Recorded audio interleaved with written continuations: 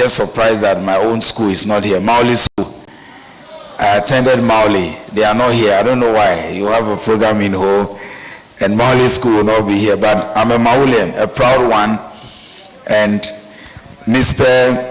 Magnus Day, who now works with Belacqua, was my mate in senior high school and was one of our prefects. Very disciplined gentleman coming. Today we have been asked to speak to Beyond Limits. When I was coming, I tried to put together some slides to share with you, but when I sat down and I listened to the other speakers and I saw the environment, I decided to speak to you about a story that changed my perspective about life some 18 years ago. A story that changed some perspective about my life. And then 2 or 3 nights ago at a church service, a pastor shared another story. I will use that to conclude. So I'll share just 2 stories with you and answer a few questions before I leave. The first story is a story I read about a Tanzanian athlete. His name is John Stephen Akweri. John Stephen Akweri.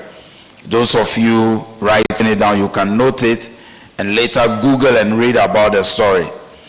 John Stephen Akweri participated in the 1968 Olympic Games in Mexico. He participated in the Olympic Games in Mexico. Halfway through the journey, he collided with another athlete and his knee was badly injured. Blood was oozing out of the knee, and after the doctors attended to him and bandaged the knee, they advised him to back off or to withdraw from the race. But he didn't stop.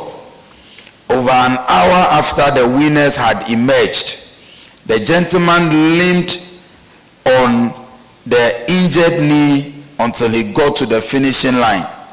So journalists were surprised that the winners took their prizes away long ago, over an hour ago.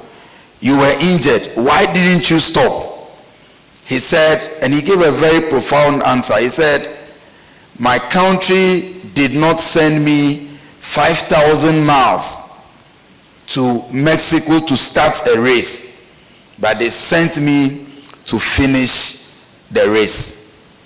When I read this story, I got inspired. I picked some lessons from it, and my life has never been the same, because the principles that the gentleman demonstrated by that show of faith, that determination, has taught me several lessons, and I want to share that with you. I believe it aligns with our theme, Beyond Limits.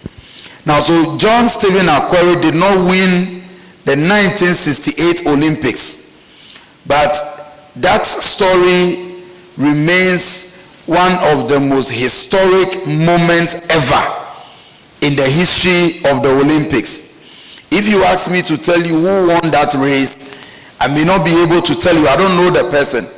But the one who did not win is remembered for the determination, because his story is unique. Because I bet you, many of us here, if we were in his shoes and we encountered that challenge, that limitation of getting injured in the course of the race, we would have given up. After all, it's a beautiful excuse, and everybody saw that, yes, indeed, he had an accident or he was injured, and so he should have just withdrawn from the race.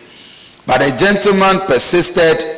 He was consistent with his commitment to finish the race, and even after the winners emerged, the gentleman still finished the race, and today he is remembered as one of the most celebrated athletes, not because he won the race, but because he defied the odds to finish the race. Let me share with you 5 things that I learned from that story. The first one is that in the pursuit of your life's goals or dreams, no excuse is good enough.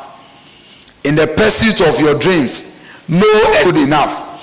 If you have an ambition, you have a goal for yourself, If you want to achieve anything in life, no excuse is good enough. Today, we have a generation that is so comfortable that the moment we encounter every little challenge, then we back off from